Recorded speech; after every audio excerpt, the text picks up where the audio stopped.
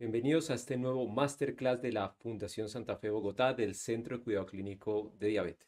¿No les ha pasado con pacientes con diabetes mellitus que ustedes le preguntan qué medicamento desearías para tratar tu diabetes y que ellos les respondan, me gustaría una píldora mágica que me ayude a bajar de peso, que me baje el azúcar y me ayude a vivir más? Pues esto precisamente nos pasó en una reunión con el grupo de pacientes del Centro de Cuidado Clínico de Diabetes, donde una paciente nos dio esta respuesta frente a esta pregunta. Y precisamente por eso hoy voy a hablar de revolucionando la terapia antidiabética oral. Y este es el conflicto de interés que yo tengo para esta presentación. Yo soy médico internista, endocrinólogo de la Fundación Santa Fe Bogotá y soy docente en la Universidad de los Andes y la Universidad del Bosque. Y coordino el área de educación e investigación del Centro de Cuidado Clínico de Diabetes de la Fundación Santa Fe Bogotá.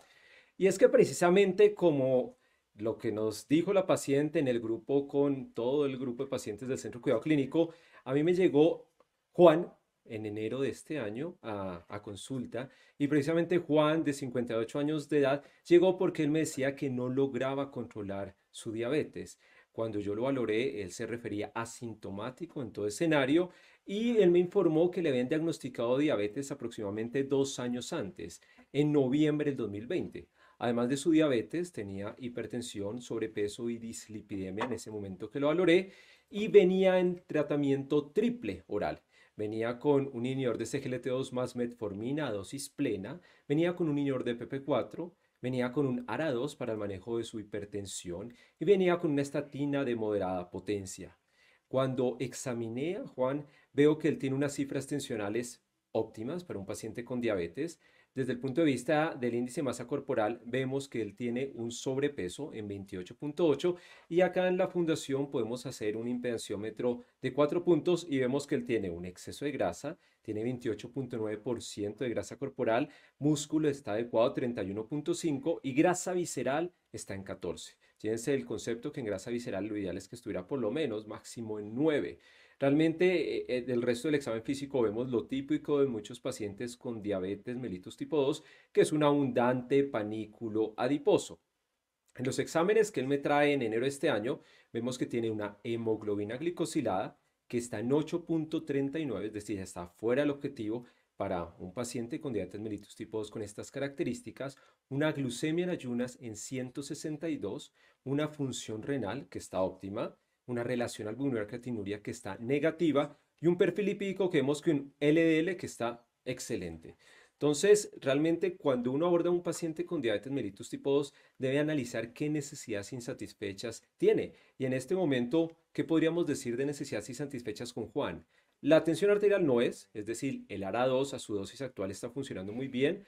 El LDL no tiene un LL óptimo, es decir, que su estatina moderada potencia está funcionando muy bien, pero vemos que tiene otras necesidades insatisfechas como el inadecuado control glucémico y el exceso de adiposidad corporal. Entonces, la pregunta que yo le haría a todos ustedes es, ¿cómo podemos ayudar a Juan? Entonces, lo primero es explicarle a Juan que desde el momento que le hicieron su diagnóstico de diabetes hace 2 años, ese diagnóstico se dio porque su páncreas ya estaba enfermito. Es decir, la diabetes que tiene Juan se presenta inicialmente por una enfermedad netamente metabólica asociado a un daño en el funcionamiento del páncreas.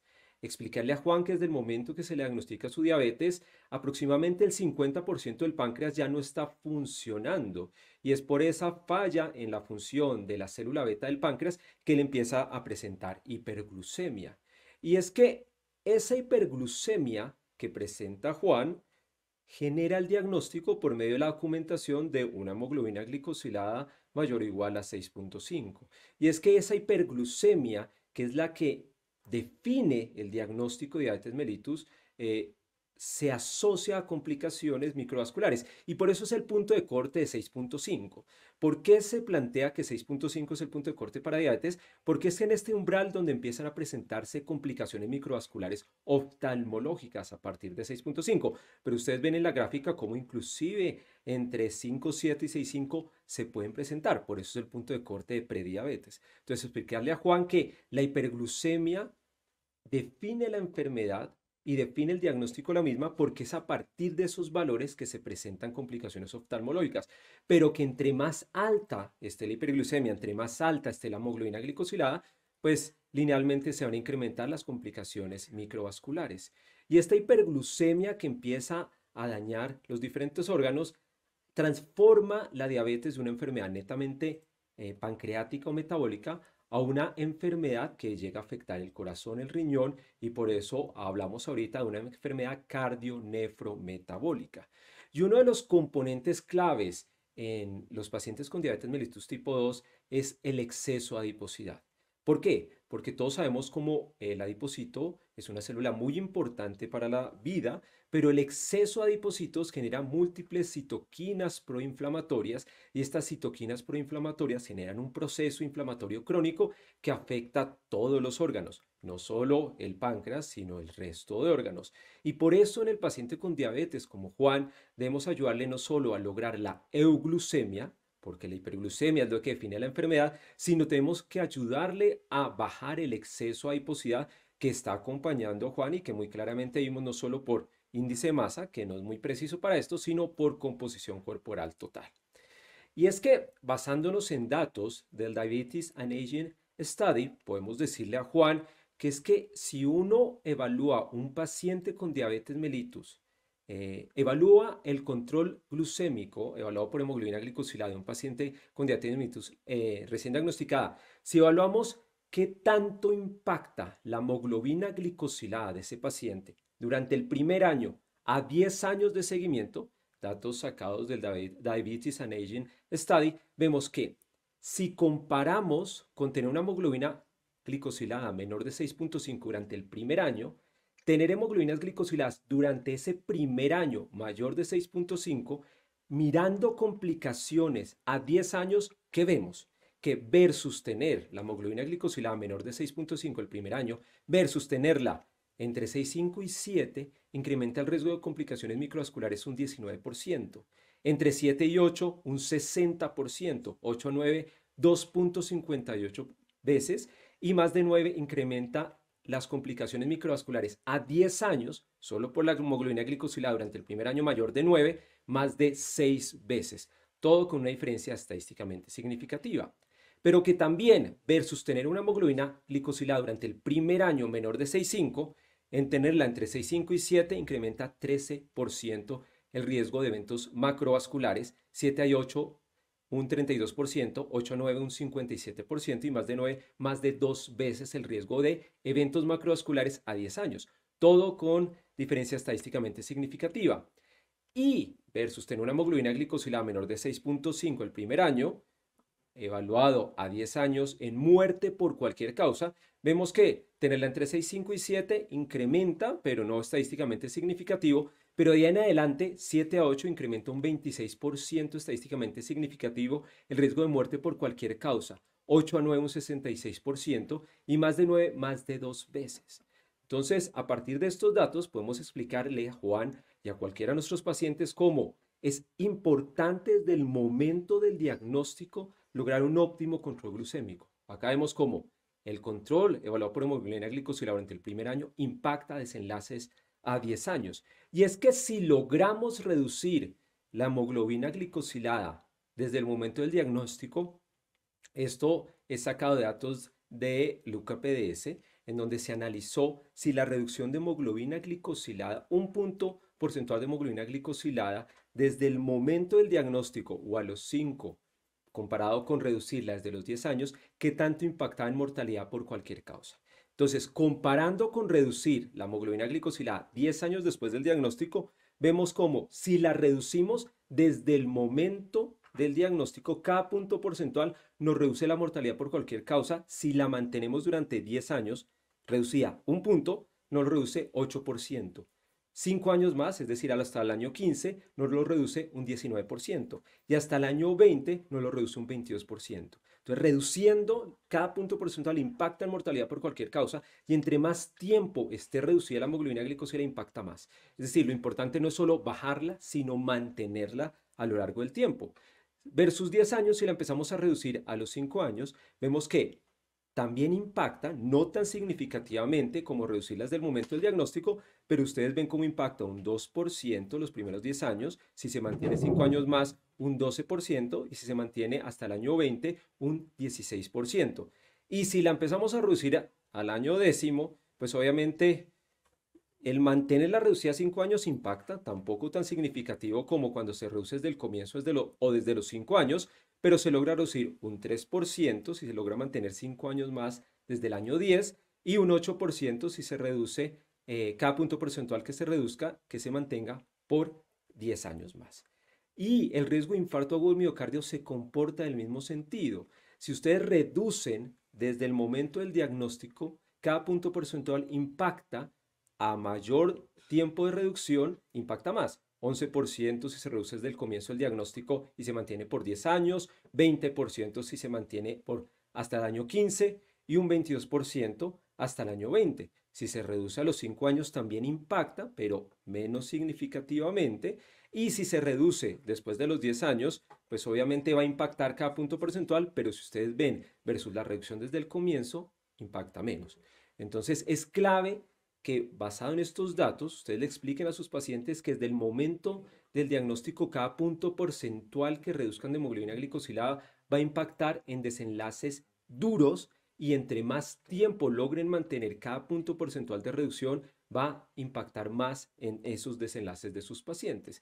Y es que inclusive si evaluamos en este metaanálisis de Giuliano, donde analiza todos los estudios cardiovasculares que se han realizado en los últimos años, todos ustedes saben que desde el 2008 el ADA, la FDA, perdonen, desde el 2008 se exige por FDA que todo medicamento nuevo en diabetes tenga un estudio que evalúe su seguridad cardiovascular. Entonces, en estos estudios se ha encontrado el impacto de diferentes terapias en desenlaces cardiovasculares.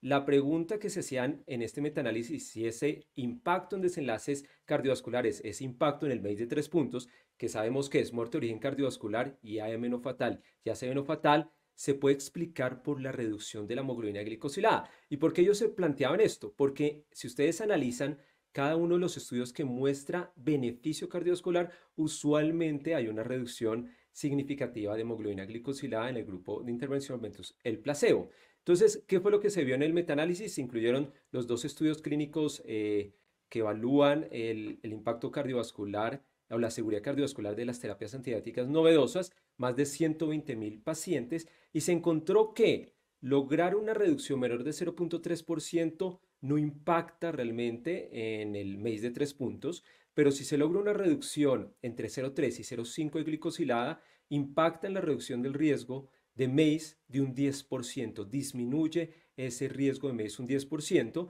con una P estadísticamente significativa y una I cuadrado que muestra que tiene una baja heterogeneidad este análisis. Y si se logra una reducción mayor o igual a 0.5%, se logra una reducción del 13% del MACE de 3 puntos con una P estadísticamente significativa y una I cuadrado que nos muestra que no hay heterogeneidad. Es decir, reducir la hemoglobina glicosilada impacta en MACE por lo menos 0.3% y obviamente si se logra 0.5% más, aún más.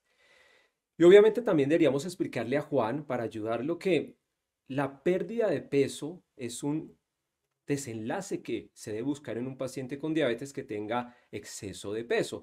Y estos datos los sacamos del estudio DIRECT, en el cual pacientes recién diagnosticados donde se les hacía una intervención con el objetivo de lograr pérdida de peso y se evaluaba si esta intervención de pérdida de peso, que eran intervenciones duras, o sea, intervenciones que estructuraban un plan de restricción calórica de menos de 900 calorías durante 5 meses, más ejercicio, vemos cómo cada kilogramo de peso perdido por un paciente con diabetes mellitus tipo 2 incrementa el odds o incrementa el chance o la posibilidad de lograr remisión de diabetes un 32%. Entonces no se les olvide eso, cada kilo cuenta. Cada kilo que pierde el paciente con diabetes mellitus tipo 2 incrementa el chance o el odds un 32% de lograr remisión de diabetes. Y es que un paciente con diabetes recién diagnosticada, ¿qué más no le gustaría escuchar que decir que puede lograr remisión de diabetes. Ya acá vemos como en el estudio, a mayor pérdida de kilogramos, obviamente hay un porcentaje mayor de pacientes con remisión. Menos de 5 kilos, un 7%, 5 a 10 kilos, un 34%, y así sucesivamente. Entre más se pierda, más remisión, pero cada kilo cuenta, no se les olvide.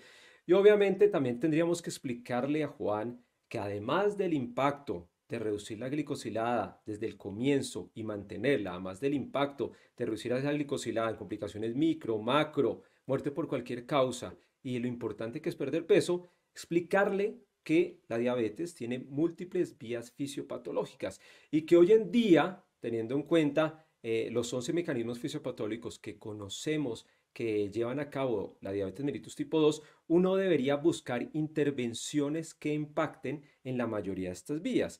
Y si uno analiza la mayoría de estas vías y vamos pensando en qué intervención actúa en la disminución de la secreción de las células beta por parte del páncreas, en el aumento en la secreción del glucagón por las células alfa, en el aumento en la producción de glucosa en el hígado, en la disminución del efecto incretina, en el aumento en la lipólisis, en el deterioro en la regulación del apetito, en la regulación inmune o la inflamación asociada al exceso de adiposidad, en la disminución de la captación de glucosa por parte de los diferentes órganos, en la alteración de la microbiota del colon y en el incremento en la tasa de absorción de la glucosa, yo sé que todos ustedes van a pensar en un tipo de terapias que se llama agonistas de GLP-1. Y es que los agonistas de GLP-1 actúan en estas 10 vías, la única vía que nos falta por actuar es en la reabsorción incrementada de glucosa a nivel renal, que ahí sí la única terapia que actúa son los inhibidores de CGLT2, y es que precisamente estos agonistas de GLP-1, por eso en los últimos años han logrado un cambio de paradigma donde cambian ese panorama gris y oscuro del paciente con diabetes mellitus tipo 2 a un panorama más alentador. Y es que si analizamos las guías de diabetes actuales, vemos que independientemente que el paciente tenga riesgo cardiorrenal o que el objetivo de tratamiento va a centrarse más en su impacto cardiorrenal y cardiovascular o lograr la glucemia y el manejo de peso, vemos que en todos los flujogramas está siempre los agonistas de GLP-1. Pero entonces, ¿por qué en la práctica vemos que no se utilizan tan frecuentemente como uno lo esperaría, sobre todo yo como endocrinólogo? Y uno de los factores principales es que son terapias inyectables. Son terapias inyectables que requieren una cadena de frío y que requieren un proceso de educación y entrenamiento para su uso. Adicionalmente, existe mucho médico que tiene aversión a las terapias inyectables y muchos pacientes que le tienen aversión. Y frente a este temor y esta aversión, se desarrolló un GLP-1 oral. Un GLP-1 oral único de su clase que es semaglutide. El semaglutide oral es el mismo semaglutide subcutáneo, es la misma molécula, simplemente que para que se logre absorber viene con una coformulación. Así como en el mercado ustedes conocen coformulaciones de insulinas con agonistas de GLP-1, en este caso la tableta de semaglutide oral viene con una coformulación que se llama el SNAC o sacaprosato sódico. Entonces, esa coformulación del semaglutide oral con el sacaprosato sódico o denominado SNAC lo que permite es lograr una absorción a nivel de la mucosa gástrica. Y es que acá nosotros vemos como en la mayoría de personas cuando se toman un péptido, el péptido es degradado por una enzima que se llama la pepsina. La pepsina funciona a pHs muy bajos y la coformulación del semaglutide oral con el SNAC permite que en el sitio donde cae la tableta, usualmente en los primeros 3 a 6 centímetros, se logra una alcalinización o se incrementa el pH en esa área del estómago. Eso permite que la pepsina se inactive y no degrade el péptido y así el GLP-1 pasa a través de la barrera gástrica y pasa a la circulación sistémica. En la circulación sistémica, el semaglutide va a funcionar igual que el semaglutide subcutáneo. Entonces, simplemente esa coformulación con el SNAC permite esa absorción a nivel gástrico. Pero obviamente, como cualquier otro medicamento, se requiere evaluar en estudios fase 3 si ha tenido impacto. Y el semaglutide oral tiene múltiples estudios. Tiene estudio que es el Pioneer 1 en pacientes naive de terapia, comparado contra placebo, que muestra superioridad versus placebo. Pioneer 2, que es en pacientes controlados con metformina donde lo comparan con empaglifosina, que vamos a profundizar más adelante, el Pioneer 3, que compara pacientes que vienen con metformina y sulfonilurias, versus sitagliptina, un inhibidor de PP4, el Pioneer 4 en pacientes que vienen con metformina y inhibidor de CGLT2, lo comparan con otro agonista de GLP-1 que es el liraglutide, el Pioneer 5 en pacientes con enfermedad renal crónica, una depuración entre 30 y 60, que vienen con metformina, sulfonilurias o insulina basal más metformina, lo comparan versus placebo, el Pioneer 6, que es el estudio para evaluar la seguridad cardiovascular, que también lo vamos a mencionar a continuación, y el Pioneer 7, que es un Pioneer donde la titulación del semaglutide oral, que lo vamos a hablar más adelante, lo hacen flexible, ya lo van a entender en los próximos minutos. El Pioneer 8, que es en pacientes que vienen mal controlados con insulina basal y metformina versus placebo. Pioneer 9 y 10, que es comparándolo en población japonesa con dos agonistas de GLP-1, liraglutide o dulaglutide. Y el último publicado el mes pasado, el Pioneer Plus, donde evalúan el semaglutide en su dosis aprobada en Estados Unidos, su dosis máxima aprobada hasta el momento, que es 14 miligramos, contra las dosis más altas de 25 y 50 miligramos. Pero entonces, para que ustedes no estén perdidos con tanta información, entremos en detalle de los estudios más importantes para poder darle una respuesta a Juan de cómo lo podemos ayudar con terapia farmacológica. Entonces, el Pioneer 2 se incluyó pacientes con diabetes mellitus tipo 2 que venían mal controlados con metformina y se aleatorizó a recibir o empaglifosina en su dosis máxima o semaglutide. ¿Cómo se hacía la titulación de semaglutide en este estudio? Semaglutide tiene tres presentaciones, hay tabletas de 3 miligramos, 7 miligramos y 14 miligramos, y se empezaba, durante un mes se le daba la tableta de 3 miligramos, después de un mes se subía a la tableta de 7 miligramos, y después de ese mes de 7 miligramos se titulaba 14 miligramos y se hizo un seguimiento a 52 semanas. Se evaluó el impacto en control glucémico a las 26 semanas y a las 52 semanas y también el impacto en pérdida de peso. Entonces, los pacientes tenían una glicosilada entre 7 y 10.5%. ¿Qué se vio? Después de 26 semanas, que es decir, más o menos 6 meses, que la utilización de semaglutide en dosis de 14 miligramos logró una reducción estadística y clínicamente significativa superior que empaglifosina en su dosis máxima en pacientes mal controlados con metformina. Vemos una reducción de 1.4% versus 0.9. Les digo que es una diferencia estadística y clínica, es porque en diabetes cuando ustedes logran reducciones superiores a 0.3%, uno considera que esas reducciones son clínicamente significativas porque no se deben a la variación de la precisión del examen de determinación de hemoglobina glicosilada. Y además, interesante por metaanálisis, vemos que también eso tiene un impacto desde el punto de vista de desenlaces. Entonces vemos que a la semana 26 una reducción estadística y clínicamente significativa de 0.5, pero a la semana 52, que eso es súper importante, se logra mantener esa reducción estadística y clínicamente significativa superior de 0.5. Acuérdense que lo importante no es solo bajar, sino mantener eso. Entonces, desde el punto de vista de peso, vemos que la semana 26 no hay una diferencia estadísticamente significativa entre los grupos, pero a la semana 52 sí, de aproximadamente 1 kilogramo. Y siempre me pareció interesante evaluar cuando una terapia, qué tanto esa terapia nos podría lograr llegar al objetivo de una glicosilada menor de 7, que es lo que se plantea en múltiples estudios basado en la evidencia de la UKPDS, del estudio UKPDS. Y desde el punto de vista de lograr una hemoglobina glicosilada menor de 7, vemos que la utilización en pacientes más controlados con metformina de semaglutide titulado hasta dosis de 14 miligramos se incrementa 4 veces. El odds o el chance de tener una glicosilada menor de 7 es de 4 veces superior con semaglutide versus empaglifosina a la semana 26. Y a la semana 52, el odds o el chance de tener una glicosilada menor de 7 es de más de 3 veces con semaglutide versus empaglifosina. Y desde el punto de vista de pérdida de peso, vemos que también lograr una pérdida de peso mayor o igual al 5%, que todos sabemos que lograr pérdidas de peso mayor o igual al 5% impacta en desenlaces cardiometabólicos e inclusive incrementa la posibilidad de remisión de diabetes, el odds se incrementa un 41% con semaglutide versus empaglifosina, estadísticamente significativo. Desde el punto de vista de eventos adversos, vemos que los eventos adversos serios principalmente se vieron con empaglifosina y todo derivado de los eventos genitourinarios principalmente. Pero desde el punto de vista de eventos adversos que llevaron a una interrupción prematura fue más frecuente en pacientes con semaglutida en su dosis de 14 miligramos y a expensas principalmente a eventos gastrointestinales. Náuseas, que fue el evento que fue más descrito. 1 de cada 5 pacientes lo presentó. Y es que ahí es importante, y me encanta siempre traer este consenso español del manejo de los eventos adversos gastrointestinales, que cuando ustedes utilicen, los invito a todos que lo lean, ahí está la referencia publicada este año, todo aquel médico que prescriba un agonista de GLP-1 debe leer este consenso y debe explicarle al paciente cómo evitar estos eventos gastrointestinales y cómo lograr que el paciente se adhiera a la terapia a pesar de que se presenten.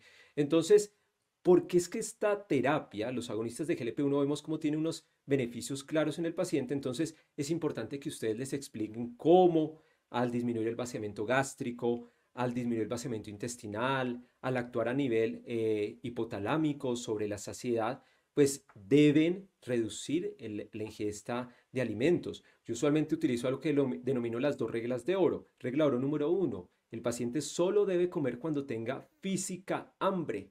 Solo comer cuando tenga física hambre. Y regla oro número 2, solo comer hasta estar satisfecho. Con estas 2 reglas logro mejorar muchos de los eventos digestivos, sobre todo náuseas y vómito, porque si el paciente entiende que como su estómago está, pues usualmente ustedes saben que el estómago y el intestino se vacía más lento, pero al paciente no le digo eso, al paciente le digo, tu estómago está más chico. Entonces, si tu estómago era así y le cabía esto, ahora que está más chico, no puedes comer lo mismo, porque si intentas comer lo mismo, pues se te va a volver y te dar náuseas, vómitos, reflujo, distensión, eructos, te vas a sentir muy mal. Entonces es clave que ustedes le enseñen cómo prevenir estos eventos. Yo utilizo las 2 reglas de oro y mis estudiantes residentes fellows siempre lo han visto en mi consulta. Las 2 reglas de oro no se les olvide y obviamente que el paciente entienda que hay alimentos que cuando usan estas terapias van a ser más sensibles. Entonces, cuando tienen diarrea, evaluar si hay algún alimento que la está desencadenando. Muchos pacientes la perciben cuando consumen alimentos muy grasosos o una sensación de disconfort que a veces tienen cuando consumen alimentos muy dulces. Acuérdense que el semaglutide ha demostrado que genera una mayor susceptibilidad o sensibilidad al dulce y a las grasas, es decir, que el paciente tiende a tener menos ingesta de alimentos ricos en grasa y ricos en dulce porque el paciente se vuelve más sensible. Y obviamente por los estudios que también están realizados en pacientes con diabetes tipo 2, que no puedo traer por el tiempo de la charla, genera una reducción en la ingesta calórica que se aproxima a más del 50%. Entonces, explíquenle todo eso para disminuir eventos adversos y que el paciente se adhiera más a una terapia que tiene muchos beneficios. Entonces, les invito al consenso de expertos. El Pioneer 3. Entonces, ya vimos en pacientes más controlados con metformina cómo semaglutide oral en dosis hasta 14 reduce más glicosila y baja más peso que empaglifosina. Pero en el Pioneer 3 se evaluó el impacto de semaglutide en sus diferentes dosis, 3, 7 y 14 miligramos, comparado con sitagliptina en pacientes que estaban mal controlados con metformina y sulfonilurias. También glicosilada de ingreso entre 7 a 10.5 y la evaluación llegó hasta la semana 78, mucho más lejos, más de año y medio. También se evaluó el impacto en hemoglobina glicosilada durante el seguimiento y el impacto en peso. ¿Y qué es lo que se ve? Y es algo muy interesante. Ustedes ven cómo la dosis más bajita de semaglutide, que está en un color como azul claro, redujo una hemoglobina glicosilada a semana 26, es decir, a los 6 meses, de 0.5 versus sitagliptina en su dosis plena que redujo 0.8. Es decir, sitagliptina logró una reducción en su dosis plena estadística y clínicamente significativa más que semaglutide en su dosis mínima, que es 3. Usualmente la dosis de 3 miligramos es la dosis que hablamos de tolerancia. Uno la inicia para incrementar a la dosis ya efectiva, que es 7. Así como en semaglutide subcutáneo, ustedes empiezan con 0.25 y titulan a 0.5. Pero lo llamativo es que cuando se evalúa al año, a la semana 52, la diferencia entre la dosis de 3 miligramos de semaglutide, que es la de tolerancia, y sitagliptina 100, no hay una diferencia estadística ni clínicamente significativa de hemoglobina glicosilada. Y al año y medio tampoco, 0,3 y 0,4. ¿Qué significa? Que a lo largo del tiempo, la dosis de titulación de semaglutide logra una reducción de hemoglobina glicosilada similar a sitagliptina en su dosis plena. Pero si se titulaba la dosis de semaglutide a 7 miligramos o 14, vemos como a la semana 26, a la semana 52 y a la semana 78, es decir, hasta año y medio de seguimiento, la reducción era superior de hemoglobina glicosilada con ambas dosis. Y esta reducción hasta año y medio después se lograba ver que era estadística y clínicamente significativa con sitagliptina en dosis de 100 miligramos, logrando diferencias hasta de 0.7% de hemoglobina glicosilada a la semana 78 con la dosis de 14 miligramos. Desde el punto de vista de peso corporal, es interesante que si bien semaglutide 3 miligramos a la semana 26 a los 6 meses no logra una mayor reducción de glicosilada, sí logró una mayor reducción de peso, que es lo que uno esperaría por el agonista de GLP-1 y por su efecto del semaglutide tanto a nivel del sistema nervioso central como gastrointestinal, logró una mayor pérdida de peso estadísticamente significativo versus sitagliptina. Y obviamente en la dosis de 7 y 14 miligramos se logra aún mayor pérdida de peso. Y esa significancia estadística en mayor pérdida de peso con semaglutide de 3, 7 y 14 miligramos se ve a la semana 26, 52 y 78 versus sitagliptina, lográndose diferencias de más de 2,5 kilos. Desde el punto de vista del odds o la posibilidad de lograr una reducción de hemoglobina glicosilada menor de 7, también vemos cómo tanto a la semana 26, es decir, a los 6 meses, como al año y medio, hay un mayor chance o se incrementa la posibilidad, o se logra una glicosilada menor de 7 con semaglutide. Acá ven el odds con la dosis plena, por cuestiones de tiempo, de más de 3 veces a la semana 26 y más de 2 veces a la semana 78. Y el odds o el chance de lograr una pérdida de peso mayor o igual a 5% con la dosis de 14 versus sitagliptina es de más de 3.8 veces a la semana 26 y más de 3 veces a la semana 78. Desde el punto de vista de eventos adversos, los eventos adversos nuevamente son más frecuentes en semaglutide y principalmente en la dosis de 14, especialmente eventos gastrointestinales y derivados específicamente con náuseas. Por eso les recapitulo que cuando ustedes formulen semaglutide o cualquier agonista de GLP-1, utilicen las estrategias del consenso para disminuir eventos adversos gastrointestinales. Desde el punto de vista del Pioneer 4, evaluó pacientes con diabetes mellitus tipo 2 con mal control metabólico dado por glicosilada entre 7 y 9.5, pacientes que venían con metformina e inhibidores de CGLT2 y se comparó un brazo que se llama inercia clínica, no les dieron nada, ¿sí? Ese paciente que ustedes esperan que se mejore milagrosamente, es el brazo placebo, inercia clínica, que no hagan. El brazo de liraglutide, un agonista de GLP-1 que conocemos hace ya más de 10 años, que se tituló Lo Normal, 0,6, 1,2 y 1,8, su titulación semanal, o se les inició semaglutide en dosis de 3, 7 y 14 miligramos. Y se evaluó nuevamente la semana 26, 52, 6 meses y un año, el impacto de semaglutide oral versus liraglutide versus no hacer nada, inercia clínica. Obviamente en la gráfica ustedes ven que versus no hacer nada, que no se les olvide que no es correcto decir al paciente come mejor, hace ejercicio, esperemos que baje milagrosamente, pues vemos que semaglutide oral o liraglutide subcutáneo en dosis hasta 1.8 logró una reducción estadística y clínicamente significativa superior de hemoglobina glicosilada. Pero desde el punto de vista de comparación liraglutide versus semaglutide, vemos que en la semana 26 hay una reducción estadísticamente significativa a favor de semaglutide, pero no clínicamente significativa. Pero a la semana 52, es decir, al año, sí hay una reducción estadística y clínicamente significativa con semaglutide oral versus liraglutide subcutáneo de 0.3%, 1.2 versus 0.9 en comparación con placebo, que inclusive empezó a elevar la glicosilada. Eso pasa cuando uno no hace nada. Desde el punto de vista de peso, vemos que también tanto lira como semaglutide perdieron más peso que la inercia clínica, pero desde el punto de vista de comparación directa, semaglutide oral en dosis titular hasta 14 versus liraglutide en dosis de 1.8, vemos que hay una reducción estadística y clínicamente significativa superior de peso con semaglutide a la semana 26 de más de 1,5 kilos y a la semana 52 persiste y se incrementa esta diferencia de casi 2 kilos. Esto es interesante versus un agonista de GLP-1 muy conocido por todos nosotros y que llevamos utilizando casi una década. Vemos cómo se logra una reducción de hemoglobina glicosilada similar al comienzo y ya con diferencia estadística y clínica más o menos al año, pero con mayor pérdida de peso y que esta pérdida de peso se va incrementando con el tiempo.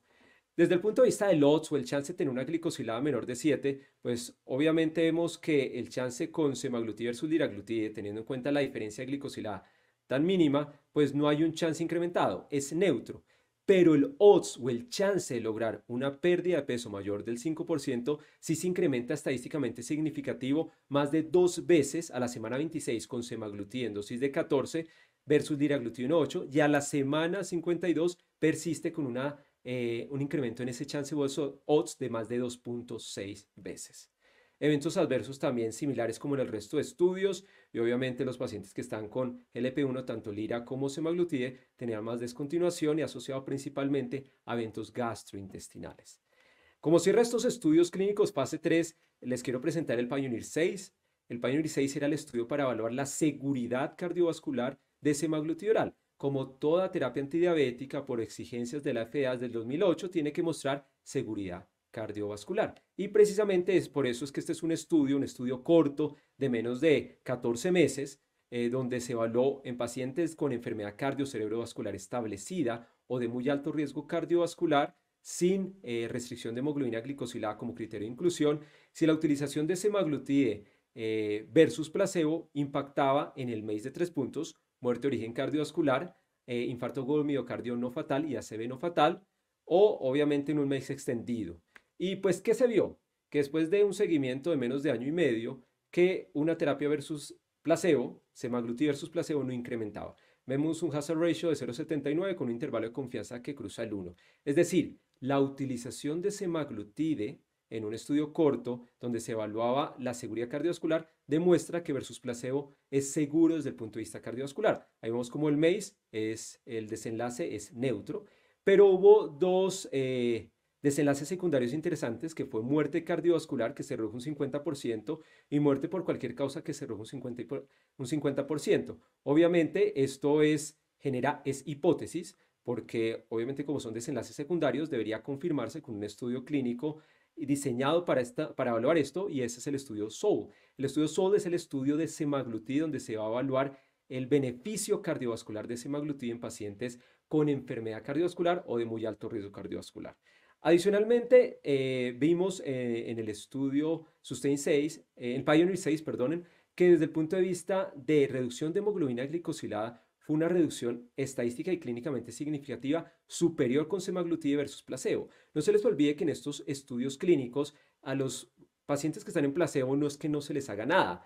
Lo que se busca es que no haya diferencia en reducción, diferencia de glicosilada entre los dos grupos. Entonces se trata de usar todas las terapias existentes para que los pacientes logren también una reducción de glicosilada óptima. Vemos cómo versus semaglutide oral, a pesar de el standard of care en los pacientes en placebo, se redujo una glicosilada 0.7 estadística y clínicamente significativo a favor de semaglutide oral.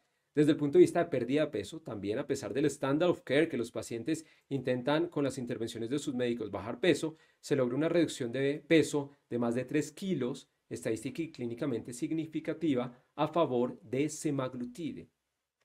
Entonces, como síntesis de otros desenlaces que se vieron en el Pioneer 6, vimos que además de una reducción de ser un medicamento que era seguro cardiovascularmente, pero con una mayor reducción de hemoglobina glicosilada y pérdida de peso versus el standard of care, vemos que también semaglutide logró una reducción significativa del nivel de LDL, el nivel de colesterol total y de triglicéridos. Y adicionalmente logró una reducción estadísticamente significativa de tensión arterial sistólica, es decir, impactó en otros desenlaces que impactan el riesgo cardiovascular del paciente.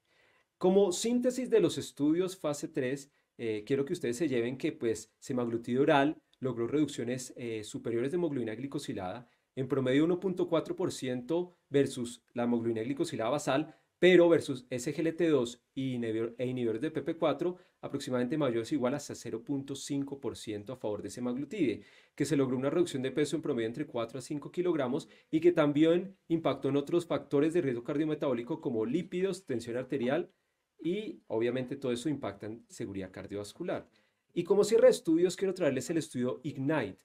El estudio IGNITE es un estudio en vida real donde se evaluó en una base de datos de salud electrónica de Estados Unidos pacientes que hubieran sido prescritos con semaglutide en los últimos 6 meses. Se publicó en el 2021 y se incluyeron 782 pacientes que tenían diabetes tipo 2 y tenían más de 18 años.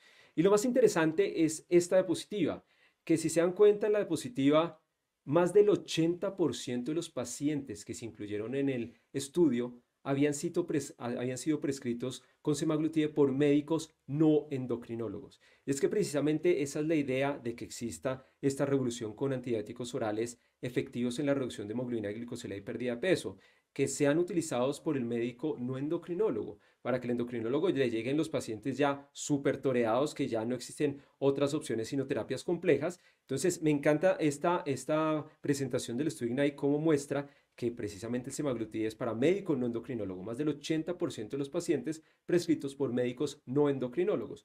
Vemos que en promedio los pacientes tenían 58 años y que tenían una diabetes de no mucha evolución, tenían aproximadamente 7 años de diabetes. Obviamente, como eran pacientes estadounidenses, el promedio de índice de masa corporal eran 36, es decir, una obesidad grado 2, una glicosilada en promedio de 8.4 y vemos que a pesar de que el promedio era 8.4, teníamos hasta un 16% de los pacientes que tenía glicosilada mayor de 10%. En promedio tenían complicaciones microvasculares 1 de cada 3 pacientes y complicaciones macrovasculares 1 de cada 3 pacientes. Y el número de antidiabéticos que venía recibiendo era aproximadamente 2. Vemos que si bien era aproximadamente 2, venían con todo. Ya vemos como 1 de cada 4 venía con inhibidores de SGLT2. Vemos como cada 1 de cada 5 venía con agonista de GLP-1 inyectado. Inclusive también casi 1 de cada 4 venía con insulina basal. Y la dosis promedio, el 50% de los pacientes recibió dosis de 7 miligramos de semaglutide. Entonces, ¿qué es interesante esto? Que desde el punto de vista de hemoglobina glicosilada vemos que hay una reducción con la utilización de semaglutide oral de 0.9% en estos pacientes. Obviamente, si el paciente tenía una glicosilada menor de 7, la reducción no fue estadísticamente significativa, pero en los pacientes que tenían una glicosilada mayor de 7 se logró una reducción en promedio de 1.1, pero en los que estaban aún más alta, por encima de 8, una reducción de 1.4 y en los que estaban mayor de 9, una reducción de más de 2.1. Es decir, entre peor controlados estaba con semaglutide oral en este estudio de vida real, se logró una reducción superior. En los pacientes que no habían recibido previamente agonistas de GLP-1, en promedio la reducción fue de 1%, y en los pacientes que venían recibiendo GLP-1 inyectado previo, vemos que se logró una reducción estadística y clínicamente significativa de 0.6. Es decir, en cualquier escenario había un impacto con el uso del semaglutide oral. Y es que precisamente por esto, frente a toda esta evidencia, pues la decisión que yo tomé con Juan fue iniciarle semaglutide oral. Le inicié 3 miligramos de semaglutide todos los días durante un mes y después de un mes le expliqué que debía subir a 7 miligramos mientras nos veíamos en la cita a los 3 meses. Es importante que todo paciente que reciba semaglutide oral se le explique que este medicamento, para que se absorba adecuadamente, debe ser en ayunas antes que cualquier otro medicamento. Entonces yo le expliqué a Juan, tienes que tomarte el semaglutide media hora antes de cualquier otro medicamento, y eso se aplica para todos los medicamentos, inclusive pacientes que estén con levotiroxina. Media hora antes de la levotiroxina, media hora antes del inhibidor de bombaprotones, media hora antes de cualquier otro medicamento, y para que se absorba adecuadamente debe ser máximo con medio vaso de agua. Todos los estudios clínicos se hizo con entre 50 y 120 mililitros para que se absorba adecuadamente. ¿Por qué debe tomarse con algo de agua? Porque la absorción es a nivel gástrico, no se absorbe en ningún otro lado, solo en el estómago, y si se toma con mucha agua se disuelve y no se absorbe bien. Entonces la recomendación que le di a Juan, como ustedes deberían dar a sus pacientes, es todos los días en ayunas, mínimo media hora antes del desayuno y con medio vaso de agua. ¿Qué vi a los 3 meses? Desde el punto de vista de peso, vemos que empezó a perder peso, ya está en 92.7, un índice de 28.3, con un porcentaje de grasa que ya bajó a 27.4 y grasa visceral que ya bajó a 13%, con dosis de semaglutide de 7 miligramos más su terapia combinada oral. Glicosilada en mayo de este año de 7.41, una glucemia en ayunas de 129. Frente a ese escenario, mi decisión fue subirle a 14 miligramos, que es la dosis plena, y lo volví a valorar a los 6 meses. A los 6 meses con la dosis de 14 miligramos vi una mayor pérdida de peso, ya iba en 88 kilogramos con un índice de 26.9, porcentaje de grasa que ya iba en 22.8, fantástica esa pérdida de grasa, porcentaje de músculo en 35.1 y de grasa visceral de 11. Con la dosis de 14 miligramos, una glicosilada de este mes de 6.92%. Obviamente, cuando utilicen estos tratamientos que ayudan a bajar de peso al paciente, motívenlo a la parte de la realización de actividad física. Yo motivo mucho a mis pacientes a la realización de actividad física de fuerza, porque pues la sarcopenia nos acompaña a todos después de los 30. Entonces, le enseñan las estrategias para tolerar el medicamento, le enseñan estrategias para realizar actividad física. Yo les pongo a mis pacientes que busquen en YouTube rutinas de ejercicios de fortalecimiento muscular, y en las controles, a medida que ya el paciente está óptimo, ustedes lo que dedican es a enseñarle otros aspectos de alimentación como índice glucémico, carga glucémica, a enseñarle a aprender a comer bien. Entonces yo como cierre quiero que quede claro que es ahora el momento en el cual ustedes deben cambiar el futuro de sus pacientes con terapias que sean efectivas, seguras y que sean sencillas. Y como mensajes claves para que pasemos ya a la sesión de preguntas, quiero que se lleven que el inadecuado control de la hiperglucemia desencadena complicaciones micro y macromusculares y muerte en el paciente con diabetes mellitus tipo 2. La hiperglucemia mata. El manejo actual del paciente con diabetes mellitus tipo 2 debe ser holístico, prefiriendo terapias que actúen en todos los frentes fisiopatológicos de la diabetes. Que la consecución, pero también el mantenimiento a largo plazo de la normoglucemia desde el momento del diagnóstico disminuye las complicaciones micro, macrovasculares e incrementa la expectativa de vida del paciente con diabetes mellitus tipo 2. Que semaglutid es el antidiabético oral innovador más eficaz para la reducción de hemoglobina glicosilada y peso, es de fácil dosificación y tiene un buen perfil de tolerancia. Semaglutid oral es un medicamento con seguridad cardiovascular demostrada y logra reducciones superiores de hemoglobina glicosilada en comparación con los inhibidores de PP4 y agonistas inhibidores de CGLT2, y logra una mayor pérdida de peso en comparación con los inhibidores de PP4 y a largo plazo en comparación con los inhibidores de CGLT2. Y ahora sí, muchas gracias a todos por su atención.